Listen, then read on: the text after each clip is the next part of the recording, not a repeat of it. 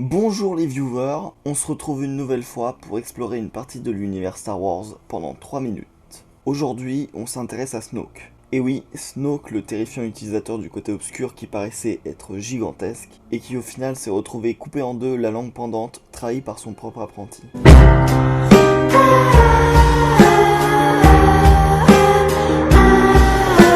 Alors pourquoi parler de Snoke aujourd'hui? Eh bien contrairement à ce qu'on pourrait croire, son actualité après la fin de la post-logie qu'il a vu apparaître reste importante. Et pourquoi est-elle importante? Eh bien à cause d'une image.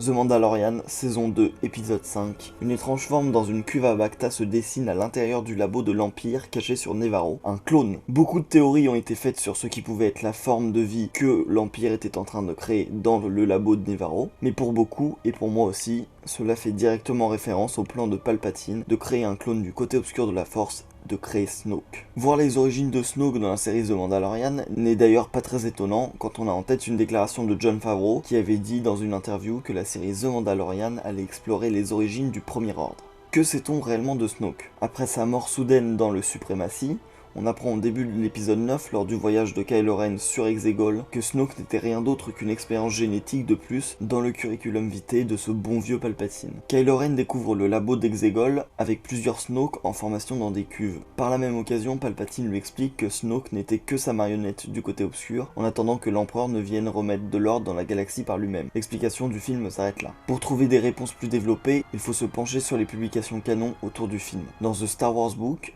la fiche sur Snoke nous confirme qu'il était bien un clone parmi d'autres, issus des expériences de Palpatine sur Exegol, mais aussi, et c'est assez important, il n'avait pas lui-même conscience de sa propre nature. Snoke obéissait aux volontés de Palpatine, mais avait sa propre conscience et sa propre présence dans la Force. Il agissait donc en représentant de Palpatine pour le Premier Ordre, le temps que celui-ci se refasse la cerise sur Exegol. Tout ceci fait écho à l'histoire de Dark Sidious et à sa volonté très prononcée de créer la vie et de manipuler la Force à sa guise. Chose qu'il avait déjà en tête dans la prélogie, quand on repense à la scène de discussion où il parlait des expériences de son maître Dark Plagueis le Sage à un Anakin médusé.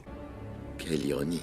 Il est en effet très difficile de créer un clone sensible à la Force car cela rend le sujet instable. C'est d'ailleurs ce qu'on aperçoit dans la saison 2 de The Mandalorian, avec les expériences menées par le Dr Perish sur le sang de Grogu, être extrêmement puissant dans la Force. On voit aussi que les expériences de clonage sont pour l'instant dans une impasse puisque les formes dans les cuves sont très abstraites et encore loin du résultat final, Snoke. Je pense que nous verrons dans la saison 3 et plus loin l'évolution du clonage de Snoke de The Mandalorian et que plusieurs questions sur ses origines trouveront des réponses plus claires. Est-ce Palpatine qui dirige directement les opérations depuis Exegol? Combien de clones de Snoke ont été utilisés? Combien ont été créés? Et Snoke a-t-il subi un entraînement du côté obscur par Dark Sidious lui-même? Affaire à suivre donc. C'est terminé pour aujourd'hui, j'espère que ça vous a plu. Dites-moi ce que vous pensez de Snoke dans les commentaires et laissez-moi également vos suggestions pour les prochains Star Wars en 3 minutes. A bientôt.